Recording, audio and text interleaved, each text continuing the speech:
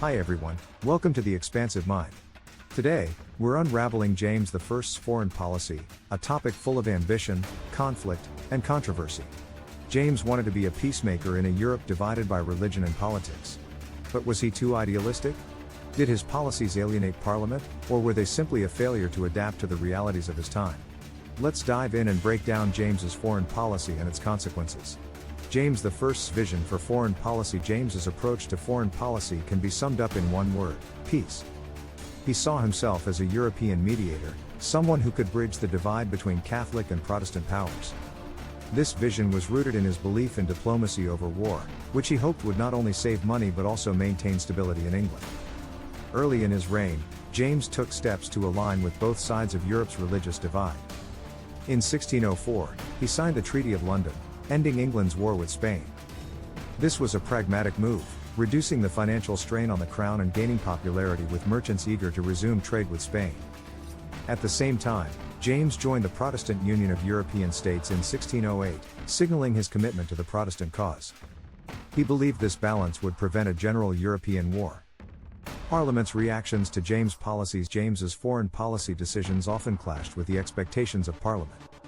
While the Treaty of London was largely well received, Parliament's approval began to wane as James pursued closer ties with Catholic powers, particularly Spain.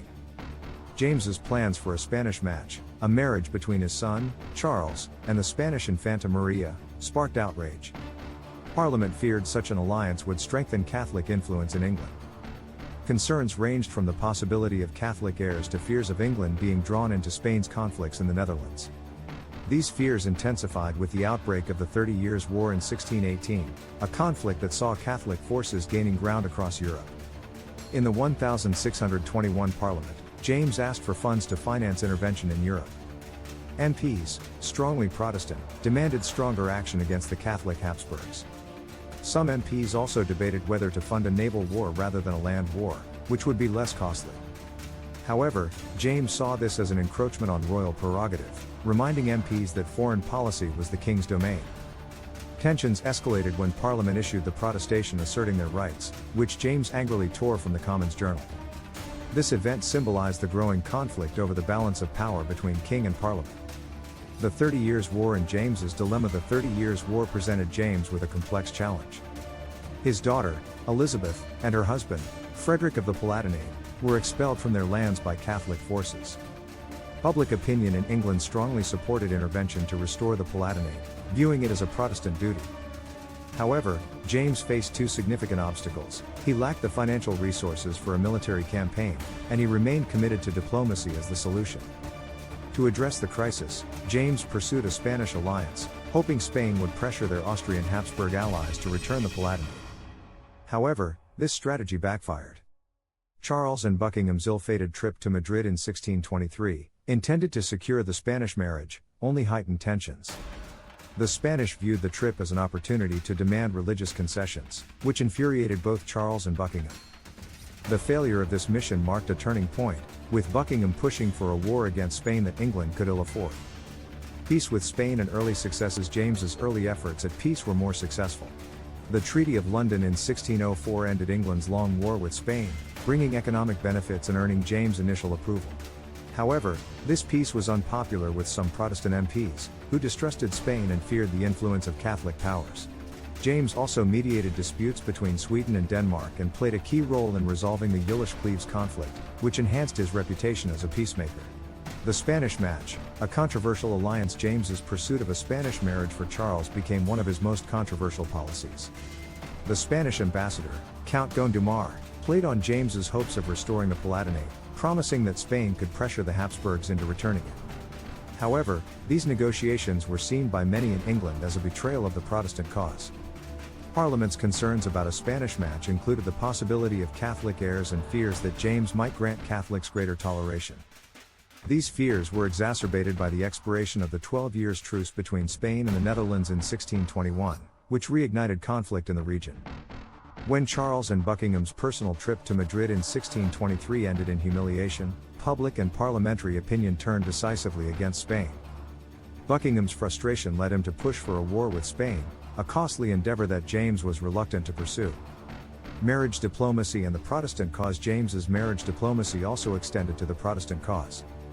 His daughter, Elizabeth, was married to Frederick of the Palatinate, a leading Protestant prince. This alliance was celebrated in England, with many viewing it as a commitment to defending Protestantism. However, James's attempts to balance this with Catholic alliances, such as the Spanish match, undermined his broader strategy. Later, James arranged Charles's marriage to Henrietta Maria of France, a Catholic princess, in 1624. While this alliance was intended to counterbalance Spain, it included concessions such as tolerating Catholics in England, which angered Parliament and the public. The 30 Years' War, too little, too late. James's involvement in the 30 Years' War was marked by hesitation and limited action. While he initially sought to mediate, the Catholic Habsburgs' victories forced him to consider intervention. In 1624, James finally agreed to send an expedition to recover the Palatinate, led by Count Mansfeld. However, this campaign was a disaster, with most of the troops dying from disease before reaching their destination. This failure highlighted James's reluctance to fully commit to war and the limitations of England's military resources. End-of-reign challenges and policy shifts. As James's reign drew to a close, his foreign policy faced increasing scrutiny. Buckingham, frustrated by the Madrid trip, pushed for alliances with Protestant powers. In 1624, James made a treaty with the Dutch to aid their fight for independence from Spain. He also approved Charles's marriage to Henrietta Maria, despite the concessions required to appease France, such as tolerating Catholics in England. Parliament, meanwhile, remained skeptical of James's policies, granting limited funds for defense and naval preparations. The ill-fated Mansfield expedition underscored the disarray of James's late foreign policy. Evaluation of James's foreign policy. So, was James's foreign policy a success or a failure? Let's break it down. On one hand, James succeeded in keeping England out of major wars for most of his reign, which reduced financial strain and allowed for some stability. His efforts to act as a peacemaker, such as the Treaty of London and his mediation in disputes like Gillish-Cleves, demonstrated his diplomatic skill. On the other hand, James's pursuit of Catholic alliances alienated Parliament and much of the English public, who saw his policies as appeasement. His failure to intervene decisively in the 30 Years' War, combined with the disastrous outcomes of late military actions, undermined his reputation. By the end of his reign, tensions over foreign policy had contributed to the broader breakdown of trust between the Crown and Parliament. Conclusion: in the end, James I's foreign policy reflected his ideals of peace and diplomacy, but these ideals often clashed with the realities of his time. His reluctance to fully commit to either side in Europe's religious conflicts left him isolated, while his reliance on unpopular Catholic alliances damaged his relationship with Parliament. So, what do you think? Was James a visionary peacemaker, or did his policies fall short of what was needed? Let me know in the comments, and don't forget to like and subscribe for more historical deep dives. Thanks for watching, and see you next time on The Expansive Mind.